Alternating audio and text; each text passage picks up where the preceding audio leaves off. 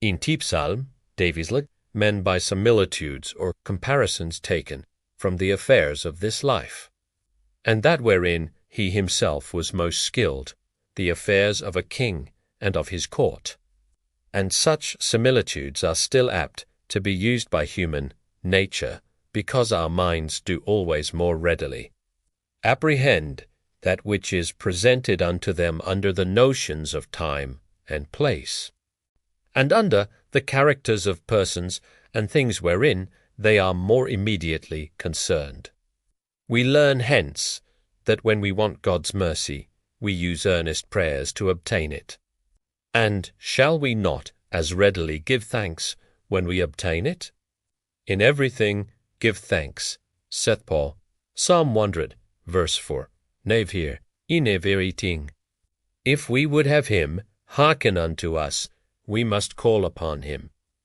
And in everything give thanks, for that is the way to speak to him, and that will help our prayers to prevail.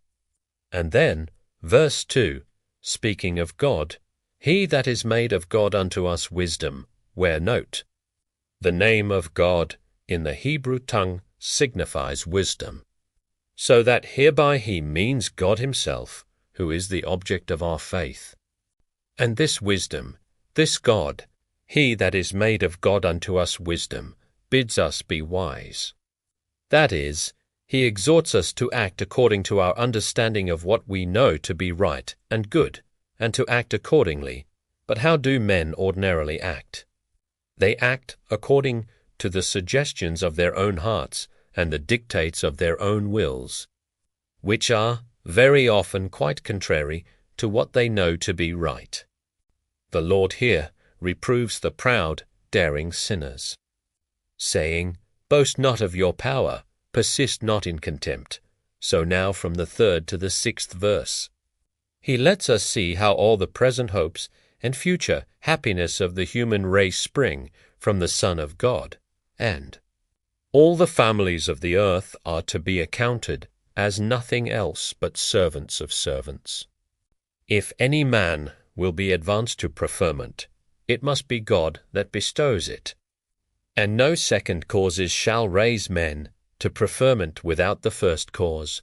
It comes neither from the east, nor from the west, nor from the south. He mentions not the north. For in the Hebrew tongue, the same word that signifies the north signifies also the secret place.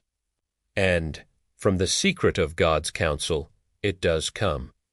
Secret, indeed it is, and wonderful in our eyes.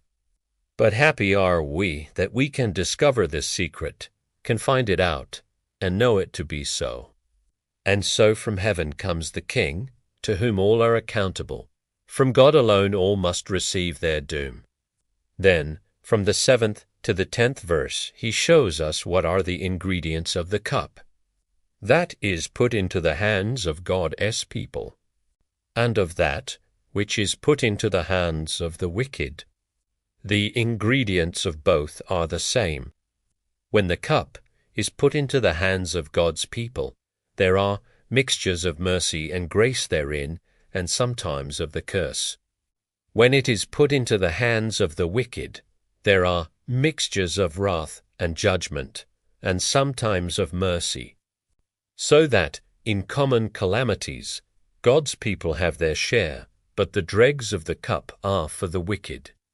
And this he infers from the general principles laid down in the beginning of the psalm, that God is the sovereign disposer of all things.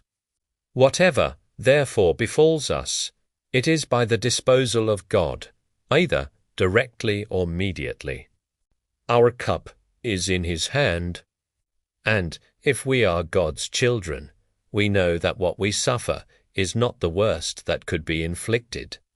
And so, to conclude, the exaltation of the Son of David will be the subject of the saints' everlasting praises.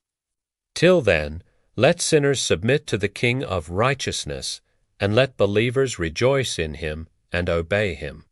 Oh, the happiness of that state, when we shall all be under the influence of one great King, and when he shall be the only one to whom all shall submit, What are kings of men compared to him? What are the greatest of the sons of men compared to him? He is the King of righteousness, and he will reign over all the kingdoms of the world. Blessed are they that hear, and keep the sayings of this prophecy. Happy are they that learn, and obey what the Lord here teaches. Let us all desire to be numbered among that blessed company. Amen.